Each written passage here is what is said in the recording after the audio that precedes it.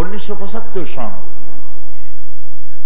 আমাকে 29শে জুলাই তারিখে বিশেষ জরুরি আইন ক্ষমতা বলে তদানীন্তন প্রধানমন্ত্রীর নির্দেশে আমাকে গ্রেফতার করা হলো।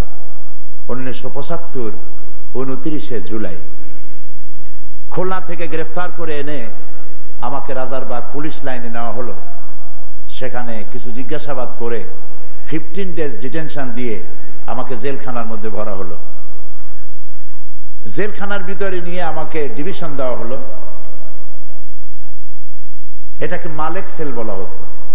যে রুমটা আমাকে দেওয়া হলো, অফিসার আমার সাথে গিয়ে বললেন, এই রুমে মৌলানা আবুল কালাম মোহাম্মদ ইউসুফ সাহেব 22 মাস থেকে গেছেন, এই রুমটা আপনার জন্য বরাদ্দ হলো। আমি বললাম আলহামদুলিল্লাহ, ওস্তাদের রুমে আসতে পারলাম, ভালোই হলো। আমি ভিতরে ঢুকে একখানা কোরআন শরীফ ঝুলানো পেলাম। সেই কোরআন শরীফের ভেতরে দেখলাম অনেক ফুটনোট হাত দিয়ে তিনি লিখেছেন। কোরআন শরীফ খানাও আমি উত্তরাধিকার সূত্রে সেখানে পেয়ে গেলাম। তো যাই হোক, কথাটা এখানে অপ্রাসঙ্গিক হলেও ওনার জন্যই মনে এলো। এরপরে আমি জেলে 13 দিন, আমার জেলের বয়স যখন 13 দিন হলো, তখন একদিন ফজরের সময় একজন পুলিশ এসে আমাকে বলল যে সমস্ত কিসসা খতম হয়ে গেছে। এখন বুঝতেই পারেন কি কিসসা খতম হয়ে গেছে। তো আল্লাহ পাক মেহেরবানি করে আমাকে সেখান থেকে বের করলেন। সমস্ত প্রশংসা আল্লাহ পাকের। তো আমি আপনাদের সামনে আজকে এসেছি, আপনারা ডেকেছেন আমাকে কোরআনে কারীমের কথা বলার জন্য। আমি তো কোরআনে কারীম আলোচনা করার মতো অত ইলম রাখি না। আল্লাহ পাক দয়া করে কিছু বলালে বলি, সুবহানাকা লা ইলমা লানা ইল্লা মা আল্লামতানা। কিছুই জানি না, যদি দয়া করে কিছু তিনি বলার তৌফিক।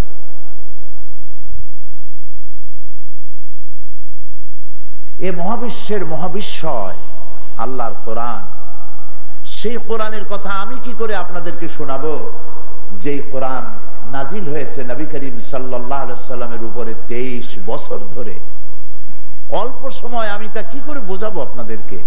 এটা হোমিওপ্যাথি ওষুধ নয় যে আপনি জিহ্বা বার করবেন আর আমি ড্রপ কেটে জিহ্বার উপরে একটা ড্রপ দিলাম, রোগ ভালো হয়ে গেল, তা তো হবে না। 23 বছর ধরে যে কিতাব অবতীর্ণ হয়েছে, সেই কিতাব নবী করিম সাল্লাল্লাহু আলাইহি ওয়াসাল্লাম গোটা বিশ্ববাসীর জন্য রেখে গিয়েছেন। নাম কোরআন শরীফ। সুবহানাল্লাহ ওয়া বিহামদিহি। সৌভাগ্যবান জাতি আমরা যে আমাদের কাছে আল্লাহর কালাম সম্পূর্ণ সুরক্ষিত আছে।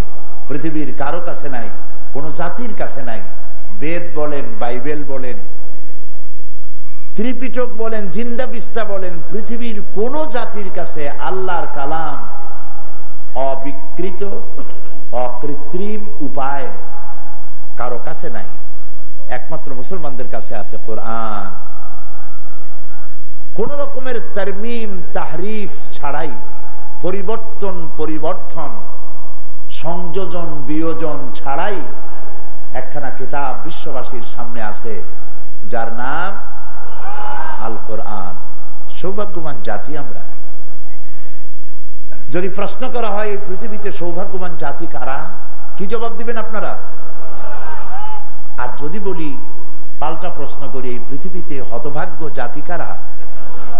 মুসলমান। আমরাই সৌভাগ্যবান এই কারণে আল্লাহর কোরআন আমাদের কাছে আছে। হতভাগ্য এই কারণে আল্লাহর এত বড় মহান গ্রন্থ অবিকল ভাবে আমাদের কাছে থাকা সত্ত্বেও আমরা সেই কোরআন থেকে ফায়দা নিতে পারলাম না। মিষ্টি পানির দরিয়ার কিনারে দাঁড়িয়ে আকণ্ঠ পিপাসা নিয়ে কেউ যদি ছটফট করে পিপাসায় মরে, তার মতো আহাম্মক, তার মতো বেহুশ, তার মতো নির্বোধ আর কি কেউ হতে পারে? আমাদের দশা তাই হয়েছে। আমাদের দশা তাই হয়েছে। শান্তির পিপাসায় তৃষ্ণার্ত হয়ে আকণ্ঠ পিপাসা নিয়ে ছটফট করে মরছি, আর কোরআন আমার ঘরে, কোরআনের কাছে যাচ্ছি না। আবে জামজাম, আবে কাউসার, আবে হায়াত আমার ঘরের মধ্যে রয়েছে, খোঁজও রাখি না, খবরও রাখি না। পিপাসা নিবৃত্ত করার জন্য ড্রেনের পানি আজলা ভরে পান করি। আমার যে কলেরা হবে না, কোন ডাক্তার তার বাপের কিরা করেও বলতে পারবে না, ঠিক কিনা? ড্রেনের পানি হলো মানুষের তৈরি করা মতবাদ, মানব রচিত সব মতবাদ, মানব রচিত সব আইন যা আল্লাহর আইনের সাথে সাংঘর্ষিক, তা সব ড্রেনের পচা পানি। এই ড্রেনের পচা পানি আজলা ভরে পান করছে বিশ্ববাসী। আর তাই সামাজিক রোগ, রাজনৈতিক রোগ, ক্ষুধা, দারিদ্র, যুদ্ধ, বিগ্রহ দিয়ে গোটা পৃথিবীতে অশান্তির সয়লাভ হচ্ছে। শান্তি আর শান্তি পেতে হলে আসতে হবে কোরআন শরীফের কাছে। সুবহানাল্লাহ। আপনি দেখুন না, একটু পেছনে তাকান, একটু পেছনে তাকান, ইতিহাসের পেছনে 1400 বছর আগের ইতিহাস দেখুন। চোর, ডাকাত, লুটেরা, হত্যাকারী, ধর্ষণকারী, দুশ্চরিত্র দিয়ে ভরপুর একটি সমাজ। আপনি কি মনে করেন এরা বেকুব ছিল? আরব দেশের সেই সময়ের লোকগুলি আহাম্মক ছিল মনে করেন আপনারা? আপনারা কি মনে করেন যে ওদের বুদ্ধি ছিল না, শুদ্ধি ছিল না, ওদের কোনো জ্ঞান ছিল না, চিন্তা ছিল না, চেতনা ছিল না, মননশীলতা ছিল না, ওরা একেবারে গোবেচারা ছিল? না, বুদ্ধিশুদ্ধি সবই ছিল। বুদ্ধিশুদ্ধি না থাকলে সেই যুগের কবির লেখা কবিতা এখনো মাদ্রাসা শিক্ষার উচ্চ শিক্ষায় পড়ানো হয়, এখনো বিশ্ববিদ্যালয়ের উচ্চ শিক্ষায় সেই কবির কবিতা এখনো পড়ানো হয়। তাহলে তারা কি বেকুব ছিল? পুরুষ তো দূরের কথা, সেই যুগের মেয়ে লোকের বুদ্ধি কত ছিল দেখুন। কবির নাম ইমরাউল কায়েস,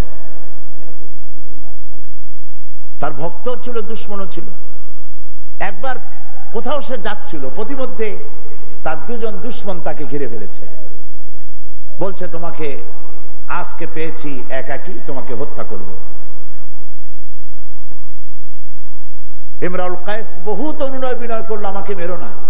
তারা কিছুতেই শুনলো না, মারবই।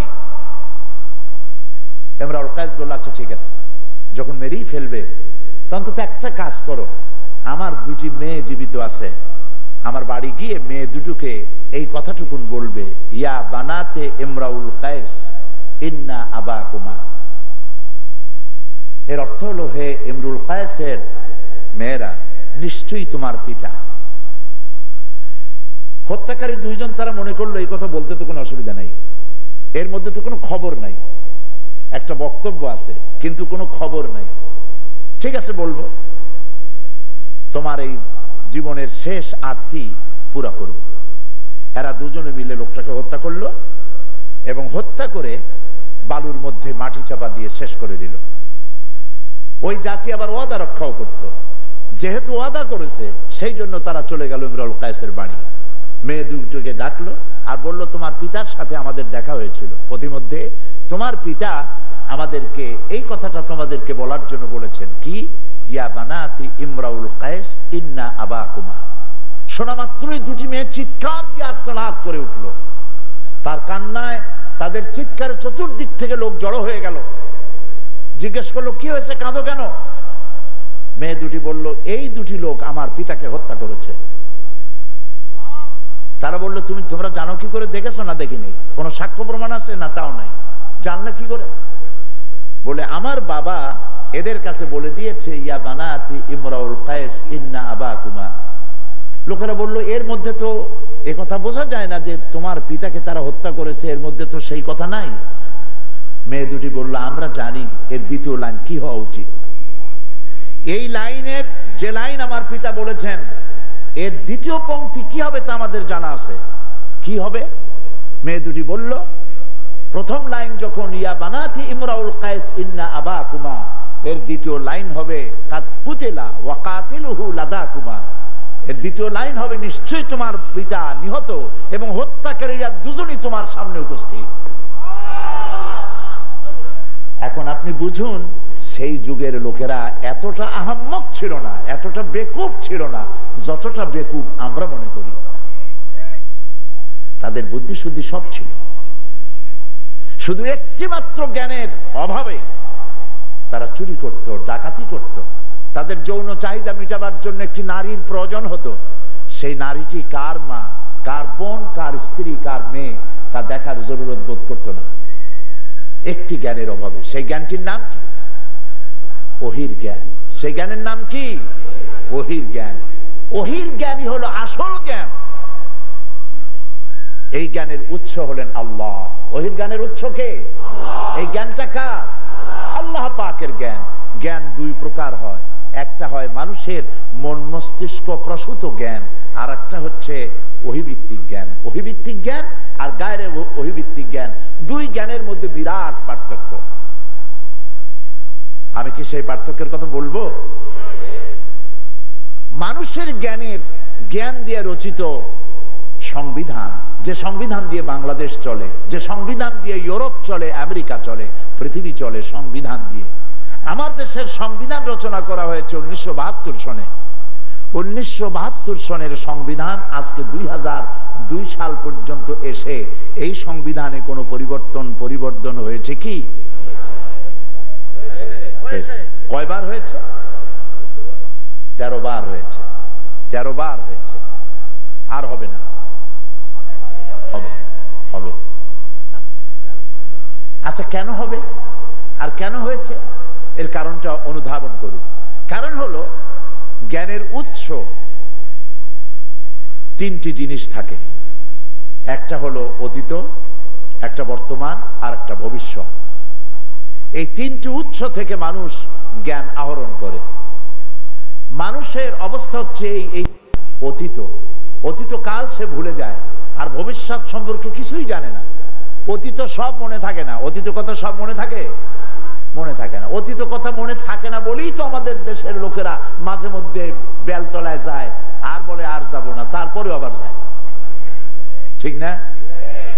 অতীত মানুষ ভুলে যায়, ভবিষ্যৎ আদৌ জানে না। একথা ঠিক কিনা? ভবিষ্যৎ কি জানে? মানুষ যদি ভবিষ্যৎ জানতো তাহলে ওই যে রাস্তার পাশে যারা ইনবিলাফের মধ্যে কি জানি ভরিয়া টিয়া পাখি রাখে, আর মানুষেরা সেখানে গিয়ে বলে যে দেখেন তো আমার হাতটা, এই যে বড় বড় হালদাররা ভবিষ্যৎবাণী করে এবং পয়সা নেয়, চার্জ নেয়। আরে বাবা, এই ভবিষ্যৎ বলিয়া যদি মানুষের ভবিষ্যৎ সে জানেই, তাহলে পাথর বেছে বেছে মানুষের কাছ থেকে পয়সা নেয় কেন? নিজের ভবিষ্যৎ জানে নিজেই নিজের ভবিষ্যৎকে করতে পারে না কেন? গুলশানে 14-15টা বাড়ি হয় না কেন? এক লোক নাকি সকালবেলা যাচ্ছিল বাজার করতে, তো দেখে যে রাস্তার পাশে একজন ওই ইনগুলাপ নিয়ে টিয়া পাখি নিয়ে বসছে, তো সেখান থেকে যাচ্ছে। লোকটি সকালবেলা বলছে, ভাই একটু দাঁড়ান, আমি আপনারা দিয়ে বউনি করি। কি বউনি করবা? বলে এখনো লোকজন পাই নাই, আমি আপনার হাতটা দেখে বলবো যে আপনার ভবিষ্যৎ কি। কোনো বিপদ আপদ থাকলে আমার এই সুটকেসের মধ্যে তাবিজ আছে, মাত্র 10টা টাকা দিবেন, আমি তাবিজটা দিব, আপনার বালা মুসিবত সব দূর হয়ে যাবে। লোকটি তখন হাতের ব্যাগটা থুইয়া জ্যোতিষীর গালে খুব জোরে ঠাস করে একটা চড় মেরে দিছে। লোকটি বলছে, আচ্ছা আমি তো আপনার খারাপ কথা কিছু বলিনি, মারলেন কেন? কই মারি নাই, টেস্ট করছি। কি টেস্ট করলেন? আমার গাল জ্বরে, আপনি কোন টেস্ট করছি? কই না, সামান্য টেস্ট করলাম। কি টেস্ট করলাম? এই তুমি আমার ভবিষ্যতে বিপদ আছে কিনা, থাকলে পরে তোমার সুটকেসে অনেক তাবিজ, ওইগুলো দিয়ে আমার বিপদ দূর করে দিবা। বাবাজি, সকালবেলা যখন তুমি বাইর হয়েছিল সুটকেসটা নিয়ে, তখন তুমি তোমার নিজের হাত দেখো নাই যে 10টার সময় একটা থাপ্পড় খাবা? এতগুলো তাবিজে ফিরাইতে পারলো না কেন? বোঝা গেল মানুষ অতীত ভুলে যায়, ভবিষ্যৎ জানে না, আর বর্তমান সম্পর্কে সিদ্ধান্ত নিতে গিয়ে ভুল করে। বর্তমান সিদ্ধান্ত সঠিক হয় না। এই জ্ঞান নিয়ে যে সংবিধান তৈরি হয়, সেই সংবিধান তো পরিবর্তন করা লাগবে। কিন্তু কোরআন যে সংবিধান, কোরআন সংবিধান আল্লাহ পাকের পক্ষ থেকে এসেছে গোটা বিশ্ববাসীর জন্য। এই কোরআনের পরিবর্তন হবে না, কারণ এই কোরআন এসেছে এমন এক মহান সত্তার কাছ থেকে, যার কাছে অতীত ভবিষ্যৎ কাল বলে কোনো কাল নাই, সবটাই বর্তমান কাল। তার নাম কি? জোরে বলুন, আরো বলুন। তার নাম আল্লাহ। তিনি কোরআন দিয়েছেন মানুষের সংবিধান হিসেবে। এই হলো ওহির জ্ঞান। এই জ্ঞান এসেছে নবীদের কাছে। আল্লাহ পাক কোরআনে কারিমে বলছেন, قد جاءكم من الله نور وكتاب مبين। আমি আল্লাহর পক্ষ থেকে তোমাদের জন্য এসেছে আলো আর এসেছে স্পষ্ট কিতাব। আল্লাহর পক্ষ থেকে আলো এসেছে। قد جاءكم من الله نور। সমস্ত মুফাসসিরিনে কেরাম এই নূরের অর্থ করেছে আল্লাহর পক্ষ থেকে যে আলো এসেছে সেই আলোর নাম মুহাম্মাদুর রাসূলুল্লাহ সাল্লাল্লাহু আলাইহি ওয়াসাল্লাম। কোরআন শরীফের মধ্যে আল্লাহ পাক নূর বিভিন্ন শব্দে বিভিন্ন অর্থে বিভিন্ন জায়গায় ব্যবহার করেছেন। قد جاءكم من الله نور। অবশ্যই আল্লাহর পক্ষ থেকে এসেছে নূর। এখানে নূর অর্থে মুহাম্মাদুর রাসূলুল্লাহ সাল্লাল্লাহু আলাইহি ওয়াসাল্লাম। ও কিতাবুম মুবিন। আর দেওয়া হয়েছে একখানা সুস্পষ্ট কিতাব। সুবহানাল্লাহ।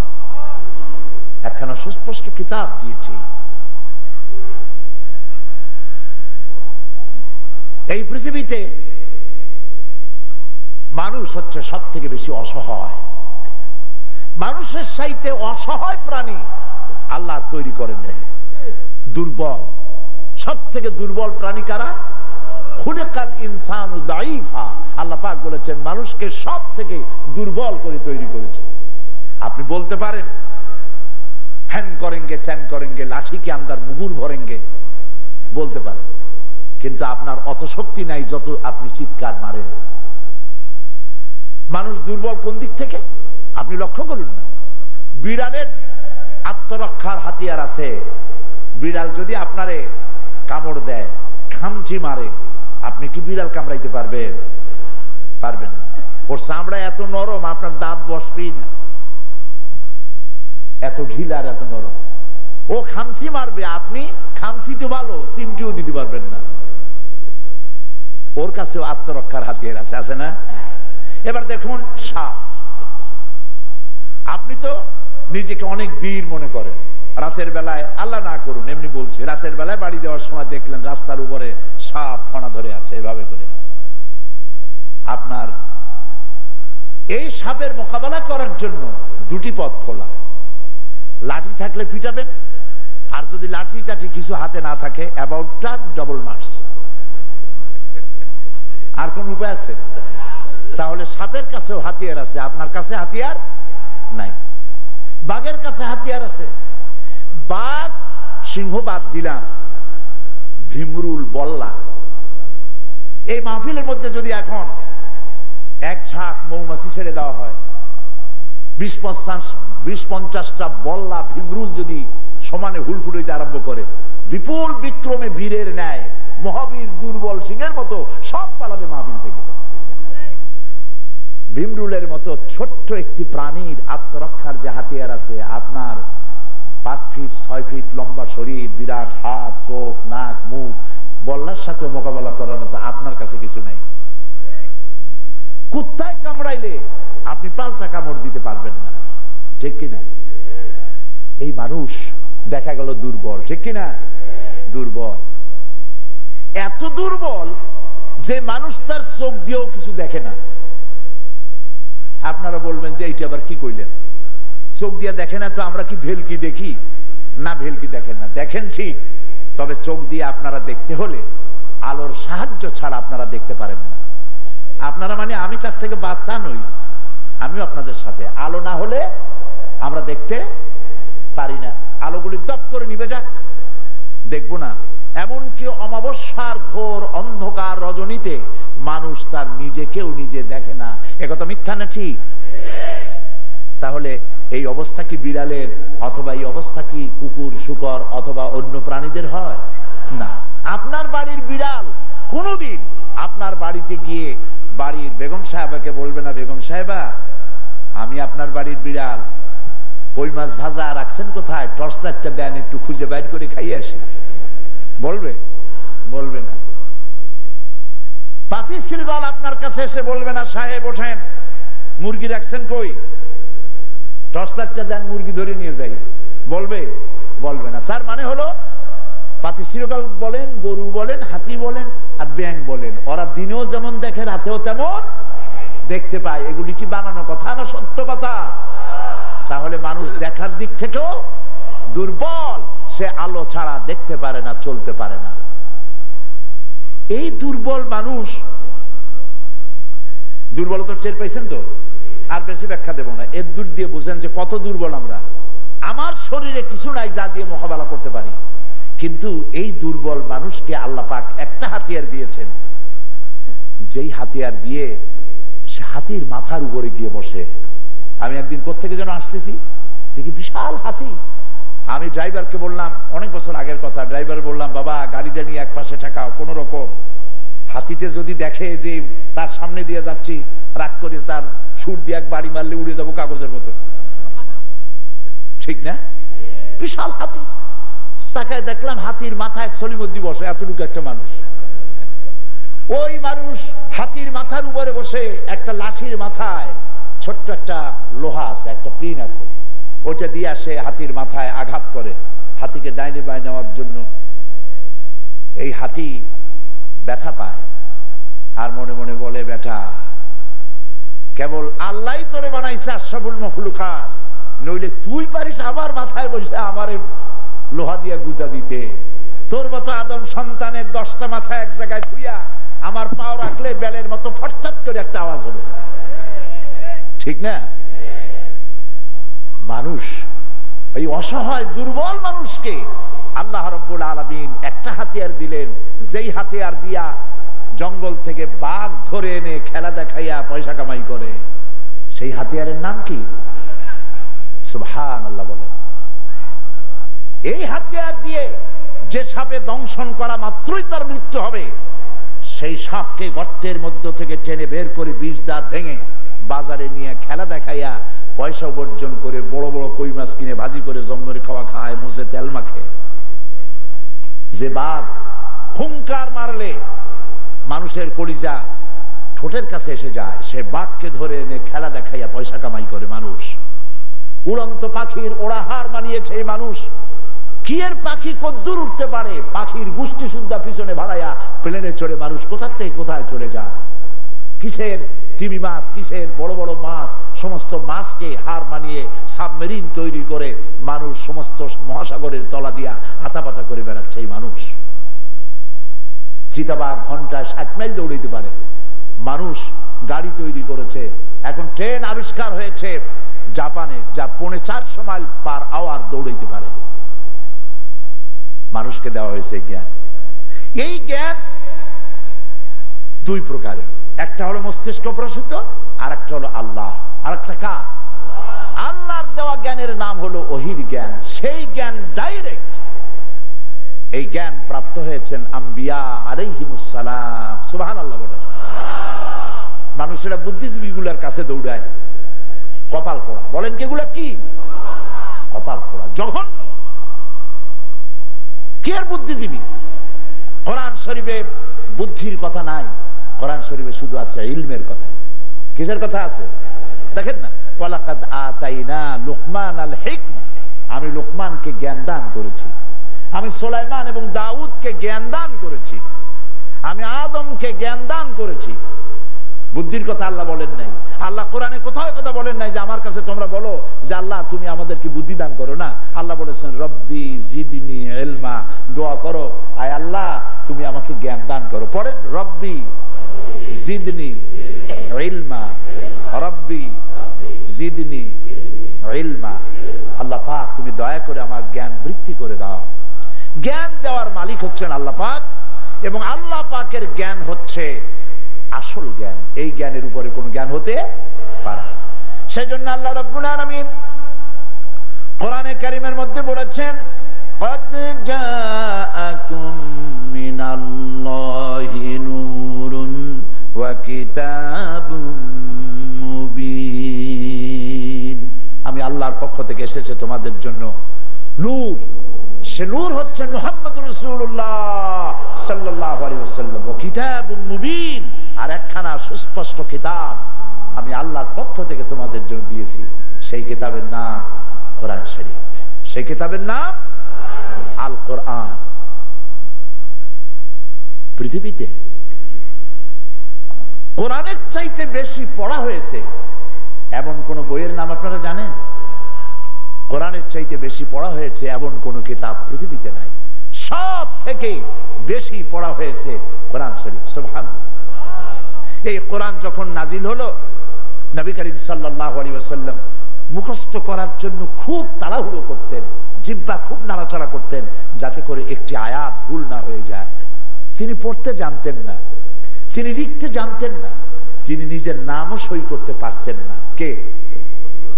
নবী করিম সাল্লাল্লাহু আলাইহি ওয়াসাল্লাম। আল্লাহ পাক বলেছেন, ওমা তাদরি মাল কিতাব ওয়ালাল ঈমান। ও নবী, আপনি জানতেন না কিতাব কারে বলে, আপনি এও জানতেন না ঈমান কারে বলে, আমি শিখাইছি। নবীজি যখন কোরআনে কারীমকে মুখস্থ করার জন্য জিহ্বা বারবার নাড়াচাড়া করতেন, আল্লাহ পাক নবীজির এই কষ্ট দেখে বললেন, লা তুহাররিক বিহি লিসানাকা লিতা'জালা বিহি। নবী হে, কোরআনে কারীম মুখস্থ করার জন্য জিহ্বা এত নাড়াচাড়া করার কোনো প্রয়োজন নাই। আমার জিবরাইল যখন আপনার প্রতি কোরআন নাজিল করবে, জিবরাইলের সাথে আপনি একবার মাত্র উচ্চারণ করবেন, আপনার সিনার ভিতরে গোটা কোরআন শরীফ মুখস্থ করায় দেওয়ার মালিক আমি আল্লাহ। আমি মুখস্থ করায় দেব, আপনি তেলাওয়াত করতে পারবেন, আপনি মানুষকে বুঝাইতে পারবেন, আমি তৌফিক আপনারা দিয়ে দেব। সুবহানাল্লাহ। একখানা মাত্র কিতাব, একখানা কিতাব। আজকে আল কোরআন একাডেমি লন্ডন এর ডাইরেক্টর হাফেজ মনিরউদ্দিন আহমদ সাহেব সরল সহজ বাংলা ভাষায় কোরআন শরীফের অনুবাদ প্রকল্প উদ্বোধন করেছেন ওসমানী স্মৃতি মিলনায়তনে। বাংলাদেশের মহামান্য প্রেসিডেন্ট এখানে প্রধান অতিথি ছিলেন। আমি সেই আমার আলোচনায় বললাম, সেখানে যে কোরআন আল্লাহ রাব্বুল আলামিন মানব গোষ্ঠীর জন্য নাজিল করেছিলেন, সেই কোরআনের সাথে সম্পর্ক ঘনিষ্ঠ হওয়ার কারণেই নবী করিম সাল্লাল্লাহু আলাইহি ওয়াসাল্লাম কোরআন দিয়েই একটি সমাজ বিপ্লব করেছিলেন।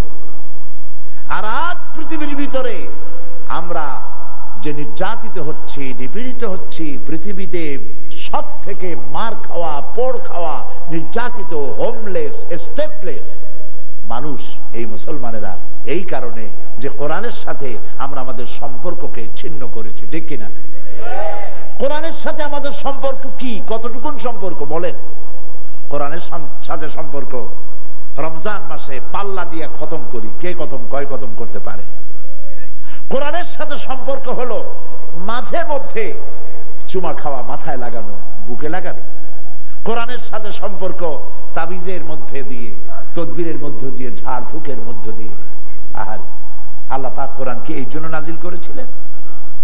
কোরআনের সাথে সম্পর্ক মেয়ে বিয়ে দিয়ে, ভেলভেটের কাপড় দিয়ে কোরআন সুন্দর করে সাজিয়ে পালকির মধ্যে অথবা গাড়ির মধ্যে ঢুকিয়ে দেওয়া হলো। প্রশ্ন করা হলো, কোরআন শরীফ তো দিলেন মেয়ের সাথে, কোরআন কি মেয়ে পড়তে জানে? কয় না, কোরআন পড়তে জানে না, সেটা ভিন্ন কথা। কোরআন শরীফ ঘরের মধ্যে রেখে দিলে জেন ভূত তো আর আসবে না। এর দ্বারা বোঝা গেল কোরআন নাজিল করেছেন আল্লাহ পাক এই জন্য, হে নবী একখানা কোরআন দিলাম, দুনিয়ার জেন আর ভূত আপনি তাড়ায় দিবেন কোরআন দিয়ে। ইন্না লিল্লাহি ওয়া ইন্না ইলাইহি রাজিউন। হায়রে কপাল পোড়া জাতি। বিশ্বকবি আল্লামা ইকবাল রাহমাতুল্লাহ আলাইহি খুব সুন্দর করে দুঃখ করে বলেছেন, ওয়া জামানা মে মুআজ্জাজ থে মুসলমান হোকর, वो जमाना में मुअज्जज थी मुसलमान होकर, और तुम खार बने हो तारिके कुरान होकर। সে যুগের মুসলমানেরা কোরআনকে সম্মান করে, কোরআনকে মাথায় রেখে, কোরআনের আইনকে অনুসরণ করে পৃথিবীতে মর্যাদা পেয়েছিল। আর আজ যদি তোমরা হেয় প্রতিপন্ন হও, লাঞ্ছিত হয়ে থাকো, প্যালেস্টাইনে যদি মার খাও, কাশ্মীরে যদি মার খাও, আফগানে যদি মার খাও, পৃথিবীতে যত জায়গায় লাঞ্ছিত আর নির্যাতিত হতেছ, তার কারণ হলো কোরআন থেকে সম্পর্ক যত দূরে গেছে, যত তফাত হয়েছে, আল্লাহর রহমত থেকে তত দূরে মুসলমান চলে গেছে। আল্লাহ পাক আমাদের দাড়ি আর টুপি দেখে আমাদের প্রতি রহম করবেন না। তার অর্থ কি? দাড়ি আর টুপি অকারণ না, শুধুমাত্র দাড়ি টুপি আর জামা আর 5 ওয়াক্ত নামাজ মসজিদে এইটুকুন দেখলেই আল্লাহ পাক আমাদের প্রতি রহম করবেন না। দাড়ি টুপি পরি যে নবীর অনুকরণ করে, সেই নবী যে জিনিস রেখে গেছেন, তারাকতু ফীকুম আমরাইন, দুটি জিনিস রেখে গেলাম, কিতাবুল্লাহ, আল্লাহর কিতাব, আর আমার সুন্নাহ। আঁকড়ায় ধরো, মাড়ির দাঁত দিয়া মজবুত করে ধরো, পৃথিবীতে তোমরা ধ্বংস হবে না। আসল নেতা হলো আল্লাহ যারে বলেছেন নূর, যার নাম মুহাম্মাদুর রাসূলুল্লাহ সাল্লাল্লাহু আলাইহি ওয়াসাল্লাম। সুবহানাল্লাহ বলবেন না? কেমন নেতা, কেমন মানুষ তিনি পাঠিয়েছেন, মুহাম্মদ সাল্লাল্লাহু আলাইহি ওয়াসাল্লাম। ফাইনা তাযহাবুন, ও মুসলমান কই যাও, কোথায় দৌড়াও? বিশ্বনবীকে চেনো আর কোরআন চেনো, দুইটা জিনিস বুঝতে পারলে, চিনতে পারলে কপাল খুলে যাবে। সুবহানাল্লাহ বলুন। দুটি জিনিস পড়ুন, দুটি জিনিসকে জানুন, আল্লাহর কোরআন আর নবী মুহাম্মদ রাসূলুল্লাহ সাল্লাল্লাহু আলাইহি ওয়াসাল্লাম। ঠিক হয়ে যাবে। মাইকের আওয়াজ কোথাও অসুবিধা হচ্ছে, সে জায়গা ঠিক করে ফেলুন তাড়াতাড়ি করে, ঠিক হয়ে যাবে। বলেন ইনশাআল্লাহ। যে আওয়াজ হচ্ছে, আওয়াজ তো শোনারই কথা।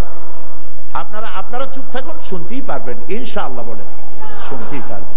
প্রিয় ভাই সব, মুহাম্মদ বলেন সাল্লাল্লাহু আলাইহি ওয়াসাল্লাম। সৌভাগ্য আমাদের, সৌভাগ্য পৃথিবীর যে এমন একজন মানুষ আল্লাহ তৈরি করেছেন, সুবহানাল্লাহ, যার তুলনা নাই।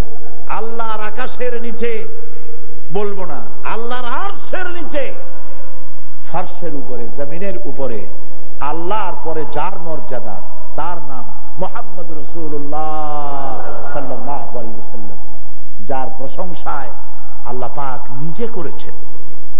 আল্লাহ রাব্বুল আলামিন নবীজির প্রশংসা করতে গিয়ে বলেছেন, নবীজি কি শোনায়েছেন, ওয়া ইন্নাকা লাআলা খুলুকিন আযীম। নবী হে, উন্নত চরিত্রের উপরে, মহান চরিত্রের উপরে আপনি প্রতিষ্ঠিত, মহান চরিত্র। কে বলছেন?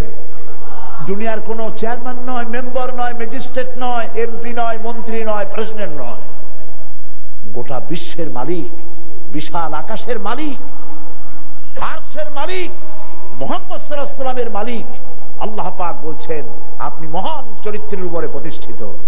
মদিনাওয়ালার কাছে চলে যাও যদি শান্তি পেতে চাও, কেউ শান্তি দিতে পারবে না। শান্তি আসবে মুহাম্মদ রাসূলুল্লাহ সাল্লাল্লাহু আলাইহি ওয়াসাল্লামের অনুসরণ করলে, অনুকরণ করলে।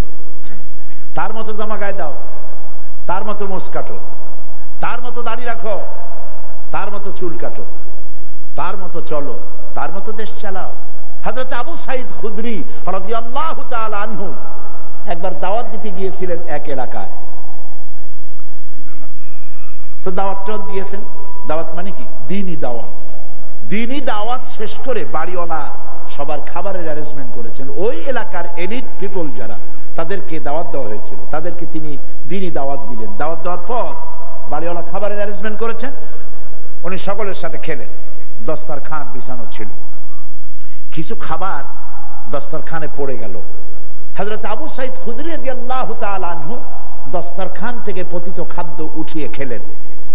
লোকেরা সব চলে যাওয়ার পর বাড়িওয়ালা বললেন, হুজুর, আপনাকে দাওয়াত দিয়েছিলাম দ্বীন প্রচারের জন্য, আপনি ভালোই প্রচার করেছেন, ভালোই বলেছেন, কিন্তু একটি কাজ অসুবিধা হয়ে গেল।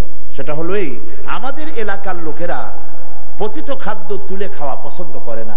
আপনি এতক্ষণ যা বক্তৃতা করছিলেন, আপনার এই একটা কাজে তারা খুব নিরুৎসাহিত হয়ে মন খারাপ করে তারা চলে গেল। আপনি এইটা আজকে না করলেও পারতেন। নবী করিম সাল্লাল্লাহু আলাইহি ওয়াসাল্লামের জলিলুল কদর সাহাবী হযরত আবু সাঈদ খুদরি রাদিয়াল্লাহু তাআলা আনহু কি বললেন জানেন? তিনি বললেন, আতাতরুকু সুন্নাতা হাবিবি লিহাউলাইল হুমাকা।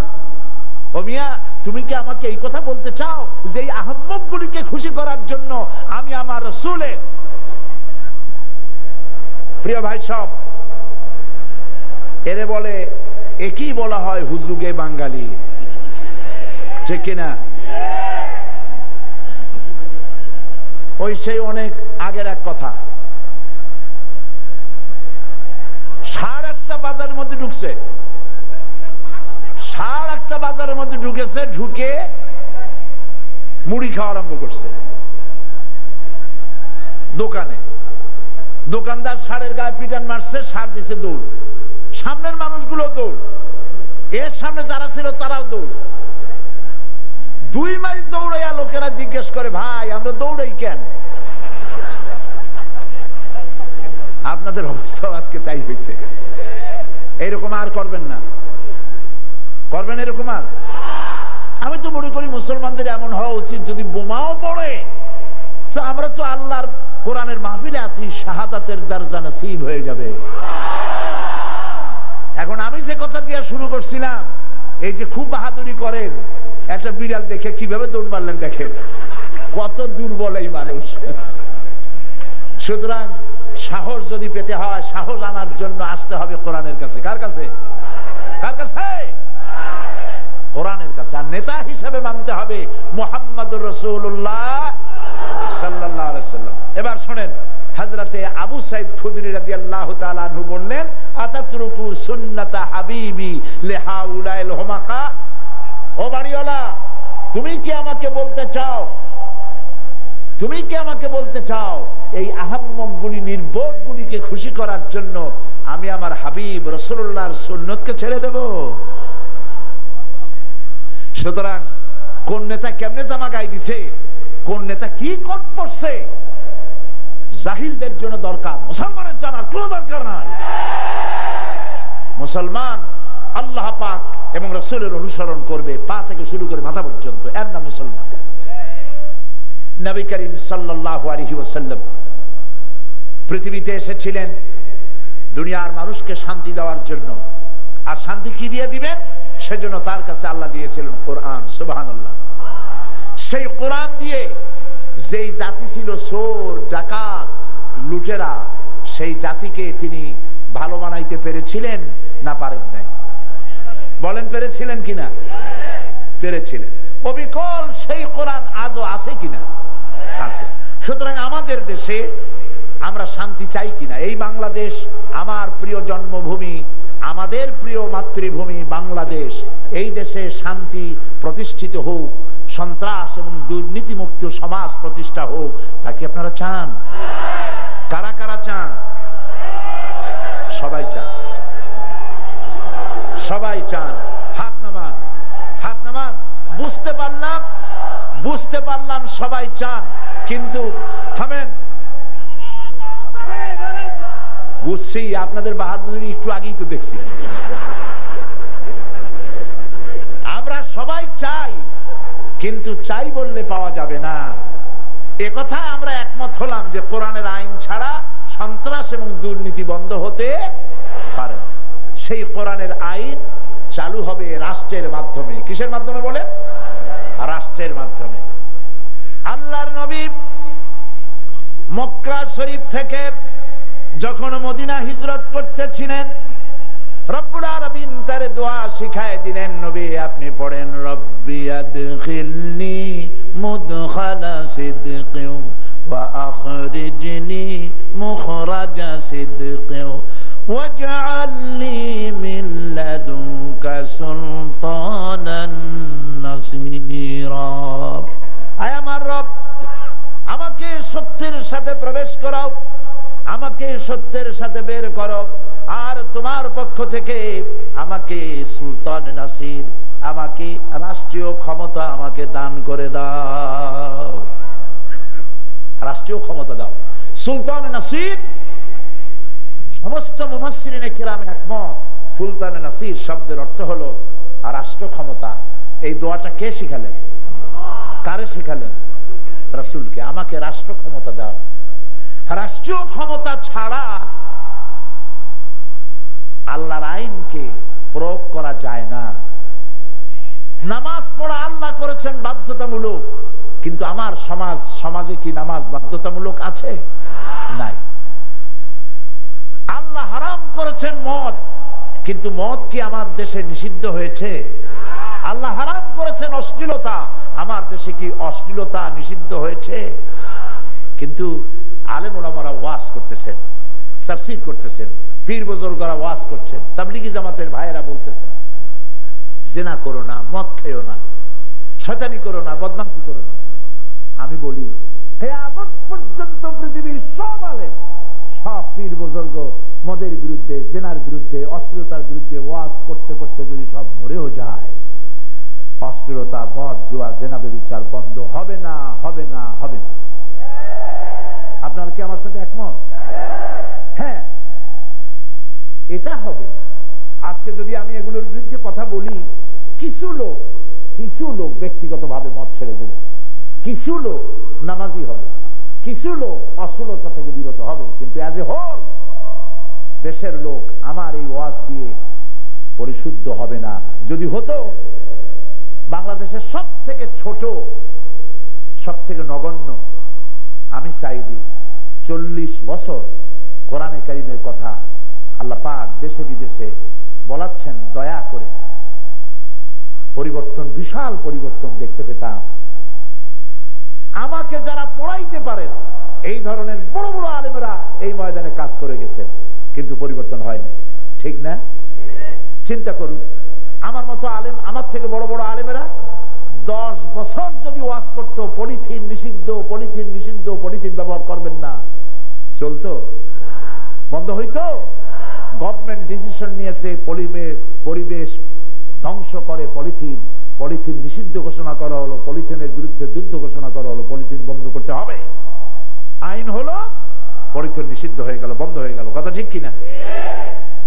তাহলে রাষ্ট্রীয় পাওয়ারের মূল্য বেশি না ওয়াজ নসিহতের মূল্য বেশি? রাষ্ট্রীয় পাওয়ারের মূল্য বেশি। ওয়াজ দিয়া যদি কাজ হতো, রাসূলুল্লাহর চাইতে বড় ওয়াজ আকাশের নিচে জমিনের উপরে আর নাই। তার ওয়াজের চাইতে বড় ওয়াজ কে করবে? কিন্তু তিনিও ওয়াজ করে পারেন নাই, ক্ষমতা হাতে লেগেছে। আল্লাহ পাক শিখাই দিলেন, এই দোয়াটা করেন, আল্লাহ রাষ্ট্রীয় ক্ষমতা আমারে দাও। আল্লাহ তো দিবেন, বললেন এই দোয়াটা আপনি করেন। নবী এই দোয়া করলেন, আল্লাহ পাক নবীকে মদিনায় পৌঁছাইয়া রাষ্ট্র উপহার দিলেন। সুবহানাল্লাহ। এবার নবীজি মুহাম্মদ রাসূলুল্লাহ সাল্লাল্লাহু আলাইহি ওয়াসাল্লাম প্রেসিডেন্ট, রাষ্ট্রপতি। এবার মুখের কথাগুলি কোন অনুরোধের ভাষা নয়, এবার কথাগুলি আইন, লেজিসলেটিভ পাওয়ার তাকে দেওয়া হয়েছে। তিনি ভাইসরয়, আল্লাহ পাকের পক্ষ থেকে নিয়োগ প্রাপ্ত অথেন্টিক জেনুইন ভাইসরয়, লেজিসলেটিভ পাওয়ার তাকে দেওয়া হয়েছে। তার মুখের কথা আইন, তার মুখের কথা আইন। রাসূলুল্লাহ যদি বলেন হ্যাঁ, গোটা বিশ্বের সমস্ত মুসলমানদের জন্য হালাল। রাসূলুল্লাহ যদি বলেন না, গোটা বিশ্বের সমস্ত মুসলমানদের জন্য কিয়ামত পর্যন্ত হারাম। এই আইন প্রয়োগের, আইন প্রণয়নের সম্পূর্ণ পাওয়ার আল্লাহ পাক তার রাসূলকে দিয়ে দিলেন। সুবহানাল্লাহ। এবার দেখুন, মক্কায় আল্লাহর ঘরের মধ্যে 300 কয়টা মূর্তি? 13 বছর কাটালেন নবী হওয়ার পর। মক্কা শরীফে নবী করিম সাল্লাল্লাহু আলাইহি ওয়াসাল্লাম একটা মূর্তিকেও 1 ইঞ্চি জায়গা সরাতে পারেন নাই। এবার তিনি মদিনা থেকে মক্কা দখলের জন্য যাচ্ছেন, সাথে কত লোক? 10,000। সুবহানাল্লাহ বলবেন না? রাতের আধারে আত্মগোপন করে একজন সাথী নিয়ে যিনি কত কষ্ট করে মদিনায় পৌঁছলেন, আজ তিনি 10,000 সৈন্য, হাতে চকচক করছে তরবারিগুলি, এই 10,000 সৈন্য নিয়ে মক্কা শরীফে প্রবেশ করলেন। সুবহানাল্লাহ। উদারতা, মহানুভবতা, ঔদার্য, ক্ষমা এর গুণ দিয়ে আল্লাহ তাকে তৈরি করেছিলেন। সুবহানাল্লাহ। তিনি শুধু মক্কায় প্রবেশ করে চোখের ইশারা দিতেন, যারা খাব্বাব, খুবাইব, আম্মার, সুমাইয়া, বেলাল, সুহাইব রিদওয়ানুল্লাহ তাআলা আলাইহিম আজমাইন, তাদেরকে যারা মেরেছিল, অত্যাচার করেছিল, হুজুর চোখের ইশারা দিতেন, এদের কল্লাগুলি মাটিতে গড়াতো, সাহাবীরা ফুটবল খেলতো এদের কল্লা দিয়ে। ঠিক না? রাসূলুল্লাহ মক্কায় প্রবেশের সময় বললেন, আমার বিনা অনুমতিতে কোন শিশু, কোন নারী, কোন অসুস্থ, কোন বৃদ্ধ, কোন রোগাক্রান্ত ব্যক্তির গায়ে হাত দিবে না, কোন ফলদার বৃক্ষ কাটবে না, আমার বিনা অনুমতিতে কাউকে টাচ করবে না। সুবহানাল্লাহ। আল্লাহর নবী হুদুদে হারামে প্রবেশ করলেন। কাফির বেঈমানেরা ঊর্ধ্বশ্বাসে সব দৌড়াতে শুরু করে দিল। একটা বুড়ি কয়েকটি বোঝা ঘাড়ে আর মাথায় আর হাতে, দুইটা উঠায় তিনটা পড়ে, উঠি কি পড়ি, মরি কি বাঁচি দৌড়ায়। হুজুর কাছে গিয়ে বলেন, বুড়ি যাও কই? বুড়ি বলে, তুমি কি জানো না মুহাম্মদ আব্দুল্লাহর পুত্র মুহাম্মদ এসেছে সাল্লাল্লাহু আলাইহি ওয়াসাল্লাম, আজ আর কাফের একটাও রাখবে না, সব কচুকাটা করবে। হুজুর বললেন, বুড়ি যাবা কই? তিনি বললেন, অমুক এলাকায় যাব। নবীজি বললেন, আমার কাছে বোঝাগুলি দাও, তোমাকে আগায় দিয়ে আসি। বোঝাগুলি বিশ্বনবী বৃদ্ধা মহিলার বোঝাগুলি বহন করে তার নিরাপদ জায়গায় পৌঁছে দিয়ে যখন ফিরে আসবেন, বুড়ি বললেন, কিছু পারিশ্রমিক নাও। হুজুর বললেন, পারিশ্রমিক লাগবে না। বুড়ি বলছে, কেমন কথা বলো? আমার সমাজে মানুষের উপকার মানুষ বিনা পয়সায় করে, চোখে দেখা দূরের কথা, আমরা স্বপ্নেও কোনোদিন ভাবি নাই, তুমি পারিশ্রমিক নেবে না, তুমি কে? নবীজি বললেন, বুড়িমা, যার ভয়তে আল্লাহর ঘর ছেড়ে এত দূর পর্যন্ত তুমি এসেছো, আমি সেই মক্কার আব্দুল্লাহর তিন পুত্র মুহাম্মদ। বুড়ি বলছেন, আমি বুঝতে পারি নাই এতদিন পর্যন্ত তোমার বিরুদ্ধে এত আজে বাজে কথা ওরা বলেছে, তুমি এত মহান, এত মহৎ, এত উদার, আমি বুঝতে পারি নাই। এখন বুঝতে পারলাম তুমি সাধারণ মানুষ নও, নিশ্চয়ই তুমি আল্লাহর নবী। আমি তোমার নবুয়তের স্বীকৃতি দিয়ে ঘোষণা করি, লা ইলাহা ইল্লাল্লাহু মুহাম্মাদুর রাসূল। নবীজি কাবা শরীফে এলেন।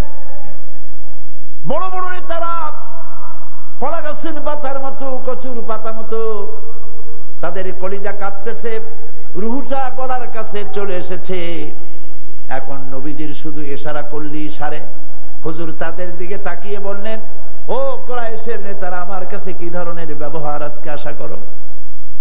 তারা বললেন, একজন উত্তম ভাই, একজন উত্তম ভ্রাতার ভ্রাতুষ্পুত্রীর কাছ থেকে যে ধরনের ব্যবহার আশা করা যায়, আমরা আপনার কাছে সে ধরনের ব্যবহার আশা করি। নবীজি বললেন, কুরাইশের নেতারা শোনো, তোমাদের ব্যাপারে আমি আজকে সেই সিদ্ধান্তই নেব যেই সিদ্ধান্ত আমার ভাই হযরত ইউসুফ আলাইহিস সালাম তার 11 ভাই সম্পর্কে নিয়েছিলেন। আমি সেই সিদ্ধান্তই নিব। আমার ভাই ইউসুফ আলাইহিস সালাম বলেছিলেন তার 11 ভাই সম্পর্কে, যারা তাকে কুয়ায় ফেলে দিয়েছিল। হযরত ইউসুফ আলাইহিস সালাম যা বলেছিলেন তাই তোমাদের ব্যাপারেই বলবো।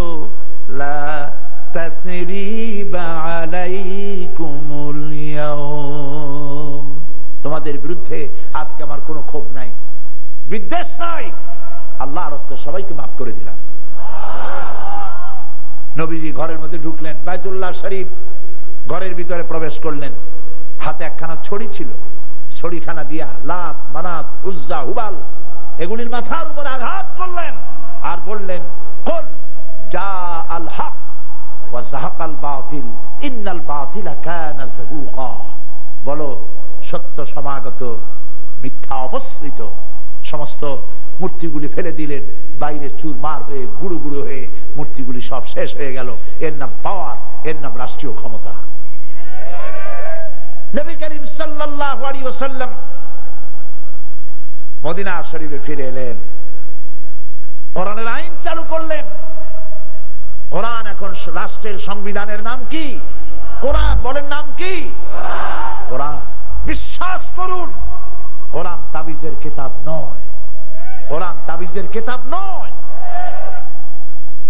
আপনারা ভুল করে এইসব তাবিজের জন্য বিভিন্ন দরবারে দৌড়ান, পত্রিকার মধ্যে লেখে অমুকের কাছে গেছিলাম, অমুকের দরবারে গেলে পরে বাচ্চা যাদের হয় না বাচ্চা হয়ে যায়, হাতের মধ্যে তাজা ডিম সিদ্ধ হয়ে যায়, বাচ্চা পয়দা হয়।